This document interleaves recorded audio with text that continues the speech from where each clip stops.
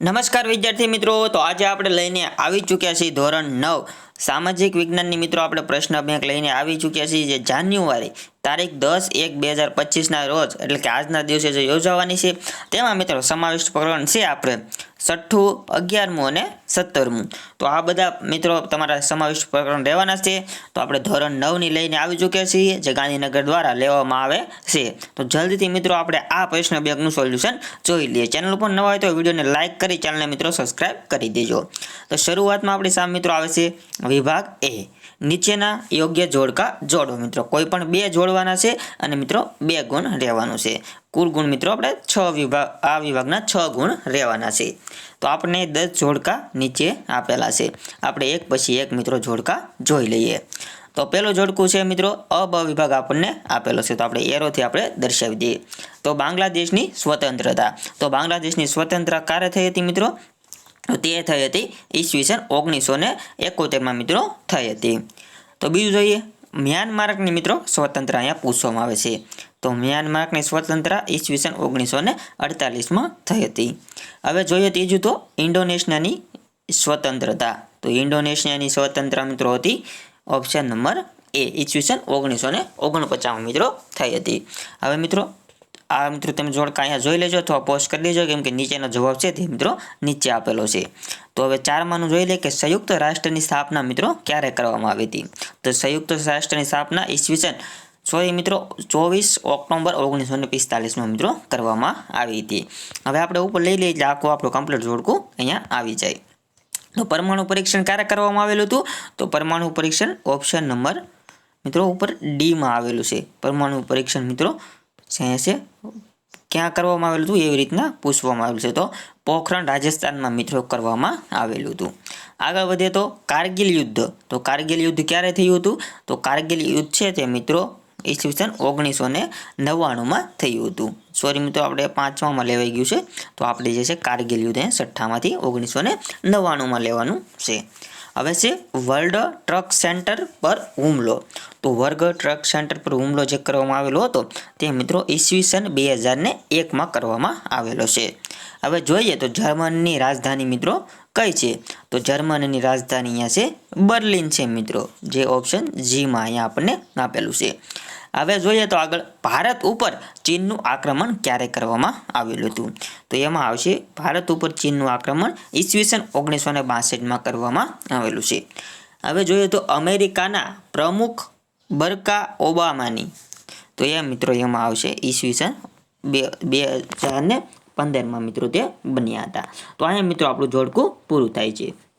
હવે આપણને નવી સૂચના અહીંયા આપવામાં આવે છે કે નીચેના પ્રશ્નોના 1-2 શબ્દોમાં કે જવાબ આપવાના છે. કોઈ પણ 2 આપવામાં આવે છે ને મિત્રો ટોટલ એના પણ 2 ગુણ છે. તો અહીંયા મિત્રો પહેલો આપણે જવાબ લઈ લઈએ કે મહાભિયોગ એટલે શું? તો મિત્રો આને હું બોલીને સંભળાવ્યું એટલે તમે મિત્રો ધ્યાનથી સાંભળજો કેમ કે આપણે એટલું બધું લખવું કંઈ પોસિબલ છે નહીં. તો મહાભિયોગ એટલે શું? તો મિત્રો સર્વોચ્ચ અદાલતના અથવા ન્યાયાધીશ હોય છે સર્વોચ્ચ અદાલતના અથવા રાષ્ટ્રપતિને જ્યારે પદ પરથી હટાવવામાં આવે એ મિત્રો પ્રક્રિયાને આ મિત્રો મહાભિયોગ કહેવામાં આવે છે. બીજું જોઈએ તો સર્વોચ્ચ અદાલતના ન્યાયમૂર્તિની નિવૃત્તિ કેટલા વય હોય છે અથવા વય કેટલા હોય છે? તો એ મિત્રો 65 વર્ષ આવશે. અહીંયા મિત્રો 65 વર્ષ આવશે. 65 વર્ષે મિત્રો ન્યાયમૂર્તિની નિવૃત્ત કરવામાં આવે છે. હવે છે મિત્રો સર્વોચ્ચ અદાલત ક્યાં આવેલી છે? તો સર્વોચ્ચ અદાલત મિત્રો ન્યૂ દિલ્હી ખાતે આવેલી છે. ન્યૂ દિલ્હી. આગળ વધીએ તો 4મા નંબરનો ક્વેશ્ચન છે વડી અદાલતના ન્યાયાધીશને ગુપ્તતાના શપથ કોણ લેવડાવે છે? જે મિત્રો ગુપ્તતાના શપથ છે તે રાજ્યપાલ દ્વારા લેવડાવવામાં આવે છે. 5મા નંબરનું જોઈએ નજરી અદાલતને બીજા કયા નામે ઓળખવામાં આવે છે? તો નજરી અદાલતને મિત્રો બીજા સર્વોચ્ચ અદાલતના નામે ઓળખવામાં આવે છે. હવે જોઈએ તો 5મા નંબરનો ક્વેશ્ચન મિત્રો આપણે આવી ગયો છે કે સર્વોચ્ચ અદાલત. હવે મિત્રો 6ઠ્ઠા નંબરનો આપણે જોઈએ કે ગુજરાતની હાઈકોર્ટ ક્યાં આવેલી છે? તો મિત્રો ગુજરાતની હાઈકોર્ટ છે મિત્રો અમદાવાદ ખાતે આવેલી છે. કોઈ મિત્રો અહીંયા ભૂલથી ગાંધીનગર કરતા નહીં, નકર તમારો ક્વેશ્ચન ખોટું જશે.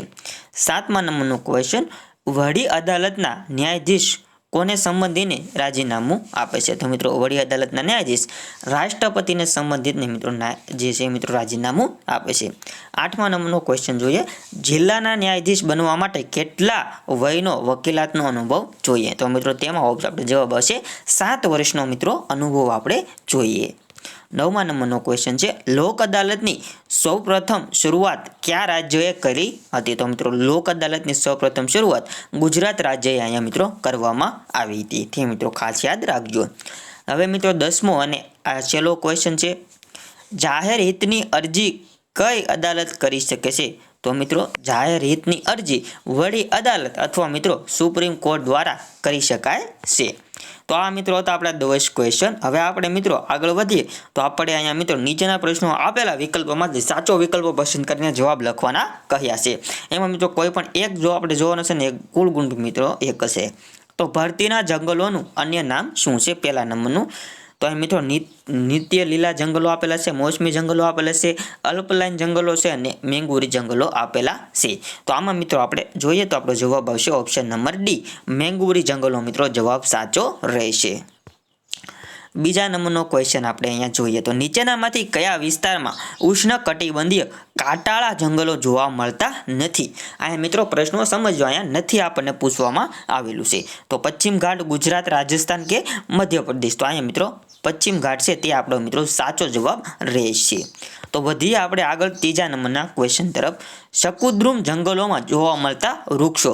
તો શકુદ્રુમ જંગલોમાં કયા વૃક્ષો જોવા મળે છે? વાંસ, ચંદન, સાગ, તુલસી, બીલી, આંબળા, પાઇન, દેવદાર, સિલ્વર ફર, સ્પુસ કે બોરડી, બાવળ, ખીજડો?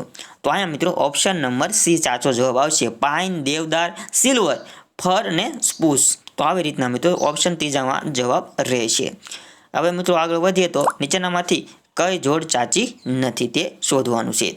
તો અહીંયા મિત્રો 4 ઓપ્શન આપેલા છે. તો જેમાં મિત્રો ઓપ્શન નંબર ડી, બીલી કબજાત છે એ છે મિત્રો વાળના અંગેનો રોગ છે તે મિત્રો અહીંયા ખોટો આપણે જવાબ રહેશે. 5મા નંબરના ક્વેશ્ચન તરફ આગળ વધીએ.